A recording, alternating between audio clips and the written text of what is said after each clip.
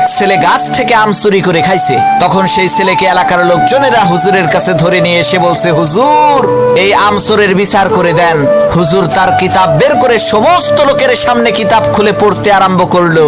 যে চুরি করে খাইছে আম তাকে দিতে হবে তার দাম, দাম না দিলে তার পিঠের উপরে কিল পড়বে ধাম ধাম। হুজুরের কিতাব শুনে এলাকার লোকজন সেই ছেলেটিকে কয়েকটা চর থাপ্পড় মেরে বিদায় করে দিল।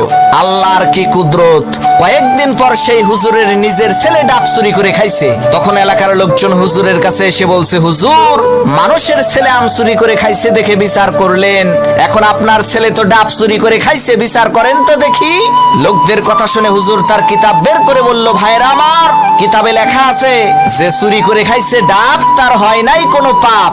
তখন এলাকার লোকজন বলল, হুজুর বুঝলাম ডাব খাইলে পাপ নাই, কিন্তু আপনার ছেলে তো একেবারে পাকা জুনা খাইছে। হুজুর তখন কিতাব থেকে পড়লো, যে খাইলো জুনা তার নাই কোনো গুনাহ। এলাকার লোকজন বলল, হুজুর ডাব খাইলে পাপ নাই, জুনা খাইলে গুনাহ নাই মানলাম, কিন্তু আপনার ছেলে তো নারিকেল খাইছে। তখন হুজুর তার কিতাব থেকে পড়লো, যে নারিকেল খাইছে চুরি কইরা, তোমরা সবাই মুড়ি দাও তার হাত ধইরা, কারণ সে চুরি করে খাইছে নারিকেল, এর মানে একেবারে পরিষ্কার তার দিল। তখন এলাকার লোকজন বলল, সর্বনাশ, হুজুর আপনার ছেলের বিচার করার কোনো দরকার নাই, আপনি আমাদের ছেলেরই বিচার কইরেন তাই হবে।